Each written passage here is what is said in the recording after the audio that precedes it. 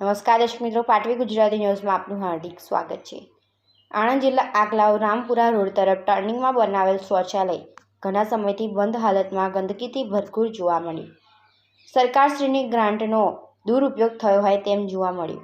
આગલાવ Rampur road પર turning પર ઘણા સમય પહેલાં બનાવેલ શૌચાલય બંધ હાલતમાં હોય અને તેની આજુબાજુ ખૂબ ગંદકી અને કચરાના ઢગલા પડેલા હોય તેમજ શૌચાલયની અંદર સંડાસ બાથરૂમની અંદરની સાઈડમાં પણ ખૂબ ગંદકીના ઢગલા, ત્યારબાદ ટોયલેટ તૂટેલી હાલતમાં હોય। લોકો દ્વારા જાણવા મળેલ કે આગલાવ નગરપાલિકા દ્વારા આ શૌચાલય બનાવેલ હોય તે સરકારશ્રીની ગ્રાન્ટનો ખોટી રીતે દુરુપયોગ થયેલો છે અને જ્યારથી શૌચાલય બનાવેલ હોય તેનો સ્થાનિક નગરજનોએ કોઈ ઉપયોગમાં આવેલ નથી। આ શૌચાલય બંધ હાલતમાં જોતા પાટવી ગુજરાતી ન્યૂઝના માધ્યમથી આ શૌચાલયને સાફ સફાઈ કરાવી સ્થાનિક નગરજનોને વાપરવા ઉપયોગમાં આવે તેમજ આજુબાજુ વિસ્તારમાં પડેલા કચરાના ઢગલા સાફ સફાઈ કરવા બાબતે આગલાવ નગરપાલિકામાં લેખિત રજૂઆત કરવામાં આવશે। પાટવી ગુજરાતી ન્યૂઝ CEO રાજુ સુખભાઈ।